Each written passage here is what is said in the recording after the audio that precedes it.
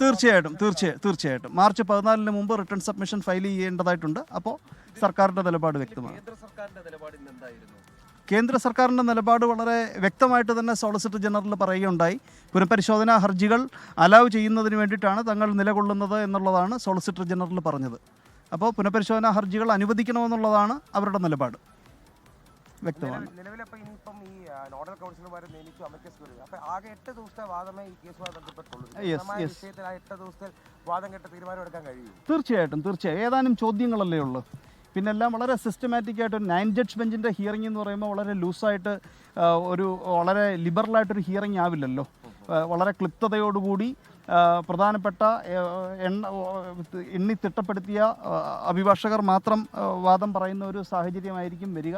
കാരണം 9 ജഡ്ജ് ബെഞ്ചിന് മുമ്പിൽ എല്ലാവർക്കും ഇപ്പം 60 ഹർജികളോളം 67 ഹർജികളോളം ഉണ്ട്. എല്ലാവർക്കും വാദം പറയാനൊന്നും കഴിയില്ല. അതിനാണ് എല്ലാവരും എഴുതി കൊടുക്കുന്നത്. അവരത് പരിശോധിക്കും. ഏറ്റവും പ്രധാനപ്പെട്ട കക്ഷികളുടെ അഭിഭാഷകർ മാത്രമായിരിക്കും ഓറൽ സബ്മിഷൻസ് നടത്തുകയുണ്ടാവുക. അത് ഏതാണ്ട് അതേ രീതിയിൽ തന്നെ അവർ കംപ്ലൈ ചെയ്യുന്ന സാധ്യതയാണ്. സാങ്കേതിക ചോദ്യം കൂടി. 9 കേസ് വാദം കേട്ട അതിൽ മറ്റ് വിഷയങ്ങളെല്ലാം ഉണ്ട്. 7 സബ്ജക്റ്റുകളുണ്ട്. കൂടുതൽ സബ്ജക്റ്റുകൾ ആവശ്യമുണ്ടെങ്കിൽ ആഡ് ചെയ്യാന്ന് പറഞ്ഞു. അതിനുശേഷം മാത്രം 5 ബെഞ്ച് രൂപീകരിച്ചല്ലേ യുവതി പ്രവേശന വിധി നിലനിൽക്കുമോ വേണ്ടയോ എന്നുള്ളതിൽ ഒരു അന്തിമ. അപ്പോൾ ഈ പ്രോസസ്സ് നീണ്ടുപോകാൻ തന്നെയല്ലേ സാധ്യത? തീർച്ചയായിട്ടും. പക്ഷേ ഈ 9 ബെഞ്ചിന്റെ തീരുമാനം വരുമ്പോൾ തന്നെയും പുനഃപരിശോധനാ ഹർജികളിൽ തീരുമാനം എങ്ങോട്ടാകുമെന്നുള്ള ദിശ നിർണ്ണയിക്കപ്പെട്ട് കഴിഞ്ഞിരിക്കും. കാരണം 5 ബെഞ്ച് ഈ 9 ബെഞ്ച് പുറപ്പെടുവിക്കുന്ന നിയമതത്വങ്ങളാൽ ബന്ധിതരാണ് എന്നുള്ളത് കൊണ്ട് തന്നെ ഇന്ത്യൻ ഭരണഘടനയുടെ 141 വകുപ്പ് അനുസരിച്ച് പുനഃപരിശോധനാ ഹർജിയുടെ ദിശ അവിടെ തീരുമാനിക്കപ്പെട്ട് കഴിഞ്ഞിരിക്കും. അഡ്വക്കേറ്റ് എം.ആർ. അഭിലാഷ് ഇതിനെക്കുറിച്ച് സംസാരിക്കുകയായിരുന്നു. അച്യുതൻ തുടരുന്നുണ്ട് വിവരങ്ങൾ നൽകാനായി ഡൽഹിയിൽ നിന്ന്. അച്യുതൻ, എടുത്തു പറയേണ്ട ഒരു കാര്യമെന്ന് പറയുന്നത് ഈ പുനഃപരിശോധനാ ഹർജികളെ ഇതുവരെ കേരള സർക്കാർ എതിർത്തു എന്ന് അഭിഭാഷകൻ പറയുകയുണ്ടായി. അതാണ് ഏറ്റവും വലിയ പോയിന്റ്. ഇതുവരെ കേരള സർക്കാർ എതിർത്തു എന്നുള്ള കാര്യം എന്താണ് അതുകൊണ്ട് ഉദ്ദേശിക്കുന്നത്? അമൃത, എന്താണ് സർക്കാരിന്റെ ഭാവി നിലപാട് എന്ന കാര്യത്തിൽ വ്യക്തതയില്ല. അതാണ് ഏറെ പ്രധാനപ്പെട്ട ഒരു കാര്യം. വരും ഈ ശബരിമല യുവതി പ്രവേശനവുമായി ബന്ധപ്പെട്ട വിഷയത്തിൽ ഇതുവരെ സംസ്ഥാന സർക്കാർ പുനഃപരിശോധന ഹർജികളെ എതിർക്കുന്നു എന്ന് പറയുമ്പോൾ എന്താണ് ഭാവിയിൽ, അതായത് തുടർന്നും പുനഃപരിശോധന ഹർജികളെ എതിർക്കുമോ അല്ലെങ്കിൽ 2018 വിധിയെ അനുകൂലിക്കുമോ എന്ന കാര്യത്തിൽ അതിൽ വ്യക്തതയില്ല. കാരണം ഇന്ന് സംസ്ഥാന സർക്കാരിന്റെ അഭിഭാഷകൻ വ്യക്തമാക്കിയത് ആ ഒരു സെന്റൻസ് ഇങ്ങനെയാണ്: so far state of Kerala opposed review supported petitioners എന്നാണ്.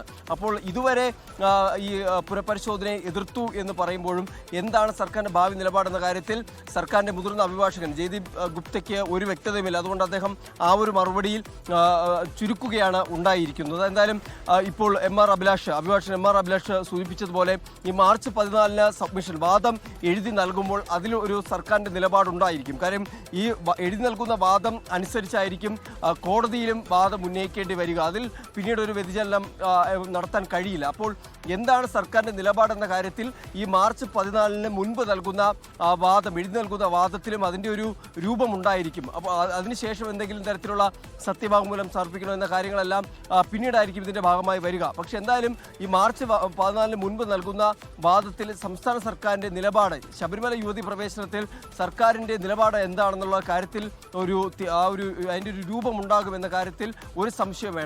അതിനുശേഷമായിരിക്കും ഈ വാദങ്ങൾ നടക്കുമ്പോൾ സംസ്ഥാന സർക്കാർ എന്താണ് അവരുടെ നിലപാടെന്ന കാര്യം അറിയിക്കുക.